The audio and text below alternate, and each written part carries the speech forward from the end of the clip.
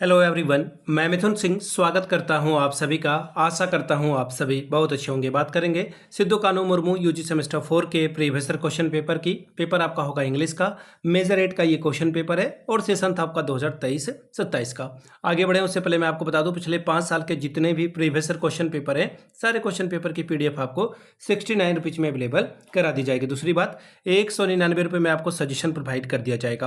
अब ये सजेशन क्या होता है? सजेशन यानी कि वेरी वेरी इंपॉर्टेंट क्वेश्चन, ऐसे सवाल जो एग्जाम में बार बार पूछे जाते हैं, आंसर के साथ आपको प्रोवाइड कर दिया जाता है। यहाँ से मेरी ईमेल आईडी आप देख लें, yourmithunsinh@gmail.com पे आप मुझे मेल कर सकते हैं।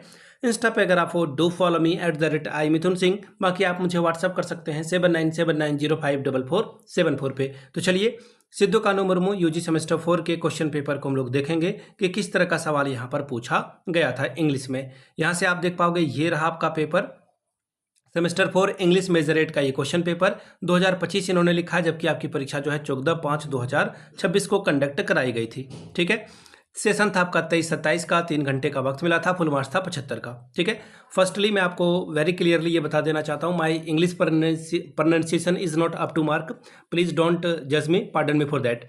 ग्रुप ए की बात करते हैं, वेरी वेरी शॉर्ट टाइप के क्वेश्चन आंसर है, ये कंपलसरी है आपको और ये आपको सॉल्व करना है। पहला जो सवाल है क्वेश्चन नंबर 1, एंड इसको सॉल्व करने में आपको जो है 5 नंबर मिलेंगे, एक एक नंबर हर एक ऑब्जेक्टिव टाइप का समझ लो या फिर फिल इन द ब्लैंक्स है। C.G. Rossetti's poem remember follows the dash sonnet form. तो देखिए, ये जो है इटालियन जो सोनेट फॉर्म है उसको ये जो है फॉलो करता है। ठीक है, अगर स्टैंडर्ड लैंग्वेज की बात करूं मैं, तो मैं आपको लिख दे रहा हूं पेट्रे। ठीक है, ये को फॉलो करता है, या फिर आप इसे इटालियन भी लिख सकते हैं। ठीक है, ये पहले का आंसर हो गया। दूसरा सवाल देखिए क्या बोला गया था, in the Dover's Beach the poet refers to the ancient Greek tragedian dash when the reflecting on human misery. देखिए, इसका जो आंसर हो जाएगा वो हो जाएगा, इसका जो आंसर हो जाएगा वो मैं लिख दे रहा हूं SOPHOCELS। ठीक है, ये इसका जो है करेक्ट आंसर हो जाएगा। नेक्स्ट सवाल देखिए क्या बोला गया है, in which collection does the Lost Leader in appear. तो इस एक सेकंड में थोड़ा सा इसे जूम कर लूं। ठीक है, लॉस्ट लीडर अपेयर्स, ये सवाल आपसे जो है पूछा गया है। तो देखिए, इसका जो आंसर हो जाएगा the transition from life to death. Life to death जो है इसका आंसर हो जाएगा, लाइफ टू डेथ। ठीक है, नेक्स्ट सवाल है, what does the crossing the bar symbolise in the poem crossing the bar. ये किसको सिंबलाइज करता है? सॉरी, इसका आंसर ये जो है, इसका जो आंसर हो जाएगा वो हो जाएगा लाइफ टू डेथ। सॉरी, मैं थोड़ा देखने में गलती कर दिया, और पहले वाला का जो आंसर होगा ऑप्शन सी का, एक मिनट, यहाँ पर द लॉस्ट लीडर का इसका आंसर हो जाएगा dramatic romances and lyrics. But O for the touch of the vanished hand and the sound of a voice that still appears in the which poem written by the Tyson. तो देखिए, break Break break जो है इसका सही जवाब हो जाएगा। ठीक है, ब्रेक 3 टाइम्स आप लिख दोगे तो आपका जो है करेक्ट आंसर हो जाएगा। ठीक, अब आगे देखिए, शॉर्ट क्वेश्चन है, 2 सवालों का जवाब दीजिए, 5+5 आपको जो है यहाँ पर मिलेगा। क्या बोला गया है कि इस कॉन्टेक्स्ट को रेफरेंस के साथ 250 वर्ड में एक्सप्लेन करके बताएं और आपको 5 मार्क्स मिलेगा। यहाँ पे 1, 2 और 3 कॉन्टेक्स्ट आपको दिखेगा। ब्रेक ब्रेक ब्रेक, देखिए इसका एक जो है सवाल पूछा गया था, तो इसका जवाब आपको देना था। फिर से एक बार दिखा देता हूँ ताकि आप स्क्रीनशॉट ले पाएँ।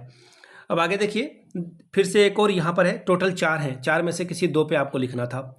अब बात करेंगे ग्रुप बी की, लॉन्ग टाइप के क्वेश्चन आंसर, 4 सवालों का आंसर आपको करना है और 15 4 और 60 स्कोर आप कर सकते हो। ठीक है, क्रॉसिंग द बार से एक सवाल पूछा गया है कि जो टाइसन ने यूज किया है इमेजिनरी एंड सिंबॉलिक का, उसको जो है फिलोसफिकल जो वो एक्सेप्टेंस ऑफ डेथ को जो है वो फिलोसफी जो कन्वे करना चाहता है उसके बारे में बताइए।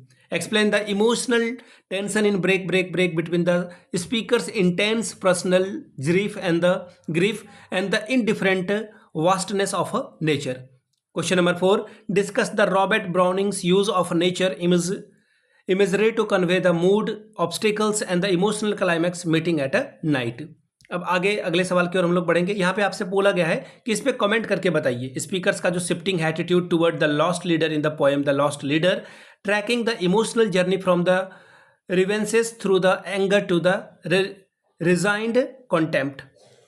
Question number 5, analyse the symbolic significance of the sea of the faith metaphor, या फिर मेटाफोर भी कहीं कहीं पढ़ा जाता है इसे, in the Dover's Beach and its withdraw, interpreting as a commentary on the erosion of the religious certainty in industrial as.